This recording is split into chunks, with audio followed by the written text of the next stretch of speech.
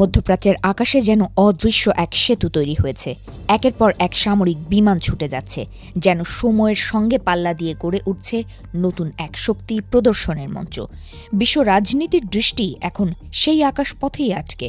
সাম্প্রতিক দিনগুলোতে যুক্তরাষ্ট্র মধ্যপ্রাচ্যের দিকে দ্রুত গতিতে সেনা, যুদ্ধ বিমান এবং সামরিক সরঞ্জাম পাঠানো শুরু করেছে। বিমান চলাচল পর্যবেক্ষণকারী বিভিন্ন তথ্যসূত্রের মতে যুক্তরাষ্ট্র থেকে ইউরোপ হয়ে ভূমধ্য সাগর পেরিয়ে নিয়মিত সামরিক ফ্লাইট যাচ্ছে। এই ধারাবাহিক আকাশপথকে বিশ্লেষকেরা বলছেন এক ধরনের এয়ার ব্রিজ, যার মাধ্যমে দ্রুত মোতায়েন নিশ্চিত করা হচ্ছে। এই তৎপরতার পেছনে রয়েছে ইরানকে ঘিরে বাড়তে থাকা উত্তেজনা। দুই দেশের মধ্যে সম্ভাব্য নতুন পারমাণবিক চুক্তি নিয়ে আলোচনা চললেও পরিস্থিতি এখনও অনিশ্চিত। কূটনৈতিক অগ্রগতির পাশাপাশি সামরিক প্রস্তুতি বাড়িয়ে চাপ ধরে রাখার কৌশল নিয়েছে ওয়াশিংটন।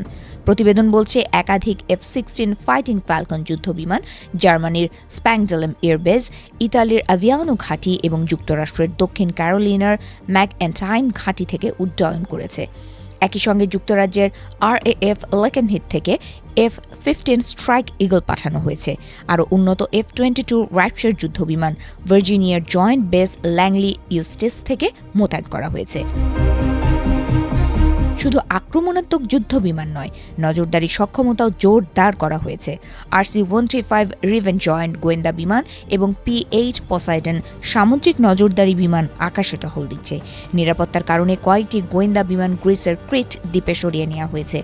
পাশাপাশি আকাশে জ্বালানি সরবরাহকারী ট্যাঙ্কার বিমান, কমান্ড ও যোগাযোগ প্ল্যাটফর্মও যুক্ত হয়েছে।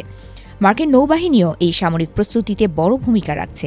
একটি বিমানবাহী যুদ্ধজাহাজ ইতোমধ্যে আরব সাগরে অবস্থান নিয়েছে এবং তার সঙ্গে রয়েছে উন্নত যুদ্ধবিমান স্কোয়াড্রন।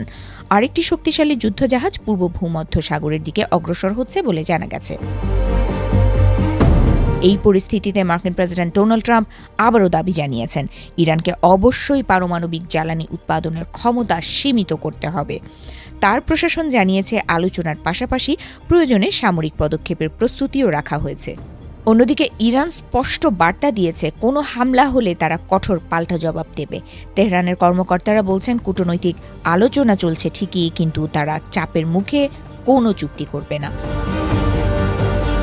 বিশ্লেষকদের মতে এই এয়ার ব্রিজ শুধু সামরিক প্রস্তুতির ইঙ্গিত নয়, এটি রাজনৈতিক বার্তাও। এর মাধ্যমে একদিকে ইরানের ওপর চাপ তৈরি করা হচ্ছে, অন্যদিকে মিত্র দেশগুলোকে আশ্বস্ত করা হচ্ছে যে অঞ্চলে যুক্তরাষ্ট্রের সামরিক উপস্থিতি এখনও শক্তিশালী। সব মিলিয়ে মধ্যপ্রাচ্যের আকাশ এখন কেবল বিমানের গর্জনেই ভরপুর নয়, বরং সেখানে প্রতিধ্বনিত হচ্ছে বড় শক্তিগুলোর কৌশল, উত্তেজনা বা অনিশ্চয়তার সংকেত। বিশ্ব রাজনীতি কোন দিকে মোড় নেয় তা অনেকটাই নির্ভর করছে এই আকাশপথের ভবিষ্যৎ গতিপথের ওপর।